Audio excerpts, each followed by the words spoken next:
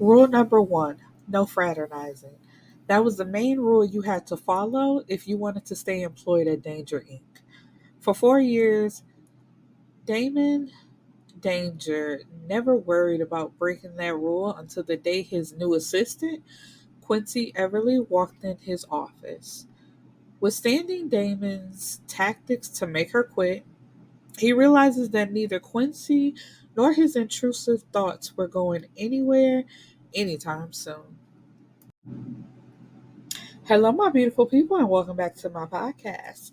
And today we are, I don't know why I got stuck there. We are discussing India Carter's. Wait, I just remembered before I go any further.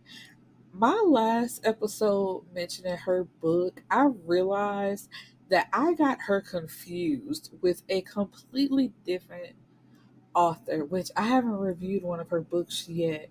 And I think I will review the book that I was talking about. But where I said like the guy wasn't really human and all that type of stuff, that's not India Carter. That is Edwina Foster is her. I know her last name starts with an F. I should have had that like on standby too. But yeah, I know for a fact that her first name is Edwina. So I apologize for getting that completely mixed up. But those are two completely different authors. Uh, and I felt like such a dummy too because I went back and listened to that episode like I just knew what I was talking about and I didn't. I didn't at all. So cleared that up, but we are back for another India Carter. Tempted by Danger is the title of the book. And, usually how I do my episodes, it's, well, not even in depth, because I was going to say I usually have an in depth conversation because some books I take notes on and other books it's like as soon as I'm done reading it I hop on the mic and I just go off the top of my head trying to remember everything that I just read. um And this is a little bit different because I will be talking about the book, but I'm mainly, even though this book is supposed to be about, I'm gonna call him Demon because that's what Quincy grandma called him. That's his name. His name is Demon, even though that's not how you pronounce it. Um, this book is about Demon and Quincy, but I want to focus on Demon's parents. So let me get it out the way. So Demon, um he is like the quote unquote black sheep of the family. He doesn't talk to his family. He's not real close to them. He has no relationship with them whatsoever. Until one day his one of his brothers, by the name of Diesel, hops on the plane and it's like, you need to come home. We need to have a family meet. And at first, he's trying to resist, and Diesel's like, if I have to beat your ass to get you there, like basically, you're coming whether you want to or not. So, of course, he grabs his clothes and they head back home.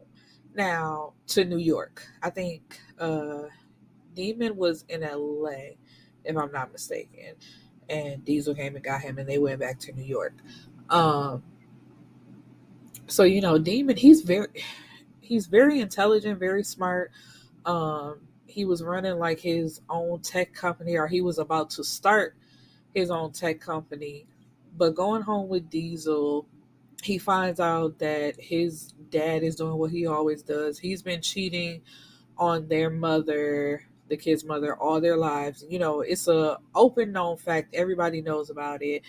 But it's becoming public and it's looking bad for the company. So their dad is stepping down and he names Demon as his basically successor to take on the company. Because Diesel said he not doing it because he got, he already doing other stuff. And who was it? Declan, who assumed that that would just be his position, like he would have that position because he's the one that kisses up to their dad so much and just automatically thought that it would be his. But it's like everybody around them knows like he's not fit to do that. So at first, he's like, I don't want to work with y'all. I don't want to be nowhere around y'all. And it's like the kid that y'all shipped off and act like y'all hate and don't want nothing to do with me. I'm the one that has to save the family business. Like, are y'all serious? And his mother, but we gonna get there because let me just get this out the way because the rest of this episode is about the parents. Um, so of course, he takes the company. He's like, I'm only gonna be here long enough to get it back on track, and then I'm out. And you can give it to your golden son Declan and let him have it, and I won't have anything to do with it. But it's been years now, and he's still there. It's 4 years later. He's still there running the company, and he likes it now. He loves it. The only thing is, he's an asshole of a boss. Like, that place is dead silent. There's no having fun. People straighten up when he walks into the room. And I'm like, it's okay to, like, what am I trying to say? Like, your coworkers should, or even your employees, since you are the boss, they shouldn't be afraid of you. And that's how it is, and that's how he likes it. Until his new assistant comes, which is Quincy. And, she's from, what was it, Florida. Her family has a orange grove where they sell oranges and stuff like that. Um, and there's a attraction between them two, but he has a rule of no fraternizing. Like, you cannot date your coworkers under no circumstances. And he does everything in his power to make her quit, but she's like, I'm not gonna give him the satisfaction. So of course, later on down the line, like, he has her sign it. Well, she already had to sign an NDA with the company, but then for them to start having sex with each other, she has to sign another NDA. And then she also gets invited to this club where all the women are put into a room and like a light is shined or shone down on them. Um, and whoever like wants to bid on them will bid on them. And her not knowing that a demon is there, he pays 500,000 for her. And so after that, then he gets his sister, who Quincy met first and recommended her for the job, gets her to sign that NDA that I was talking about and offer her 500 I said 500,000, 500,000, like, if anything goes wrong, and at the end of this she'll be getting that as well. So they start their relationship. It's a BDSM, excuse me, relationship. And throughout the whole book, she calls that man nothing but Mr. Demon. Don't call him nothing else in front of everybody. It's always that way. She don't call him nothing else. And it did get on my nerves a bit because I'm not gonna lie. This is the one time. Well, no, I'm not gonna say no. I was gonna say I let somebody else's opinion sway me, but that's not true. It's just I could see why they were annoyed because it's like, you don't call him nothing else. Like, every single time you address this man, even when he brings her to his parents' house for dinner, she's still calling him Mr. Demon in front of the parents, in front of her parents when they go back to her home state. It's just like, girl, you can call that man by his name one time. Um, but yeah, so their relationship for the most part is okay, but he tries to set boundaries, like, this is gonna end at some point when I want it to. Like, I'm not in it for long term. I'm not looking to fall in love, like nothing like that. But of course, she's the one to break down his walls and make him fall in love. And of course, they have their happily ever after. Now, let's. Mr. and Mrs. Danger, Mama and Daddy Danger are two of the most fucked up people I think I have ever had the displeasure of reading. Um, and that's saying a lot because I have read a lot of books. But so, of course, I think they both come from money, and they got together, and they had, how many kids do they have all together? I think they have the twins, they have the two girls. So I think it's five of them all together. But one of the girls has a condition. I forgot what it was, but um Mama Danger had the other girl, yeah, because it's three boys and two girls. The other girl, Denim, in hopes of having her would make her a match to save the other daughter. And come to find out she wasn't a match, so they tried for another baby again, which is where Demon comes along. And he was a match for her. So basically, he was only born just for the sake of saving that daughter.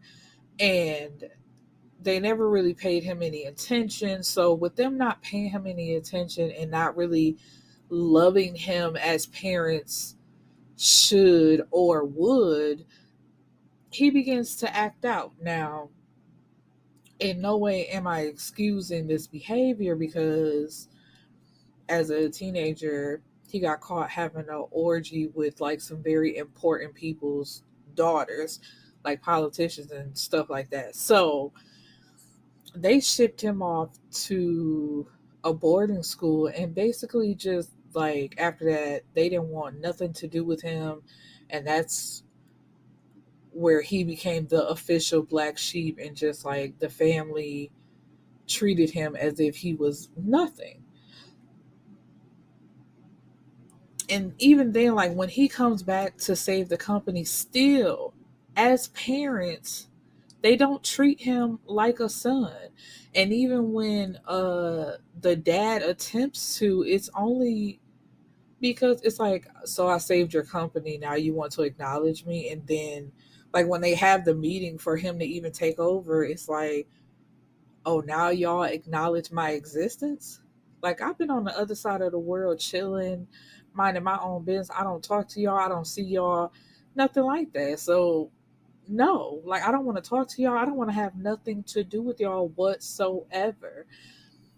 And even then, when he gets the company back up and running, his mom, Mama Danger, still doesn't acknowledge him. She's like, I can't believe you were the one who did this. And then um, at some point, like I said, they have dinner at his parents' house.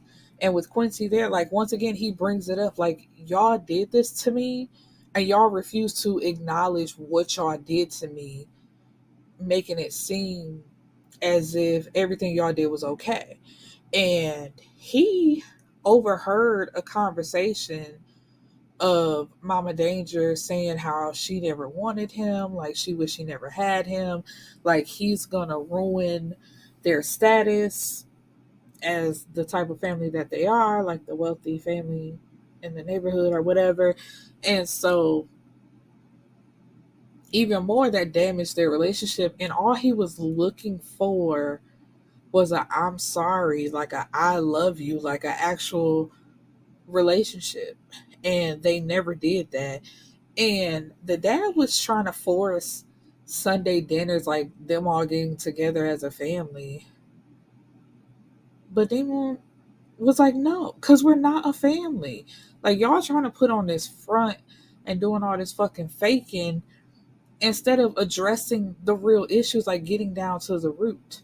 And also, as parents, because I can understand, like, some people have in their relationships where cheating is not a deal breaker, or, they just refuse to leave. But the fact that the daddy flaunted his cheating in front of everybody and, like, nothing happened, it was so fucking weird. And it's just like, y'all are two fucked up people who should not be together. Like, why are y'all together? Money cannot be the end all be all to where y'all ruin people the way that y'all do. Because I know for a fact that had to be a reason why all of the children Demon, and I'm gonna do the next book too. That's Diesel's story, because Diesel has some fucked up shit going on with him too. What was the name of that book? Captivated, Captivated, Lord, by Danger. I'm gonna do that one next. Um, they see how their dad does their mom, and they see like how cold their mom is, and how their relationship must have turned her into that person, and none of them want a commitment. Because even what is it, Declan? Declan has a son with a longtime girlfriend, but they were never married, and I don't think he has plans on getting married, because it's just like, why would I want that? I don't want that. They don't have examples of what a good loving relationship should be, and that's what they're stuck with. So of course they're just gonna stick to what they know, just being like, we gonna have sex, and when I'm done with it, it's over. And for him to have so many women, I'm talking about Daddy Danger, to where it got to the point where some of them women were coming out to the media and wanting to explain their story. Because, like I said, even if you get somebody to sign an NDA, it's like, man, fuck that NDA. Okay, now what? I still told the story. The story is still out there. Like, okay, I might go to jail. I might have to pay you some money for breaching this contract, but the story's still out there. You can't do nothing about that now. So now what? And that's exactly what it was. So it's just like, I was happy for Demon and Quincy in the end, because they did have a nice relationship. It's like she got him to open up. It's like, be nicer to the employees. Let them have a day off. Let them have casual Fridays where we wear jeans on Friday. We can have a Christmas party. He gave out a Christmas bonus. He let her decorate. It's like, they took a trip together. She finally got him to like break the ice around him, like as a person, because I was gonna say around his heart, but just him as a person. It's like, you think you're cold, but you're really not. You just need somebody to love you, love on you, and pay attention to you. And, you're not as bad as you seem. And that's exactly what it was. So, um, in the end, they got their happily ever after, and that was great. So, kudos to, oh, also, because, I don't talk about sex scenes, like, I don't detail them out, but this book has excellent sex scenes. Miss India Carter, she knows how to write an amazing sex scene. They were really good. I give them 2 thumbs up. But anyway, that's all I got for this book. I highly recommend that you read it, because it was a good story. It was a really good story. But I was just so focused on uh, the fucked up parents that I really couldn't even focus on Demon and Quincy, because it's just like, what the fuck? But anywho, I hope you guys enjoyed it, and I hope to see you back next week. Peace and blessings, my beautiful people.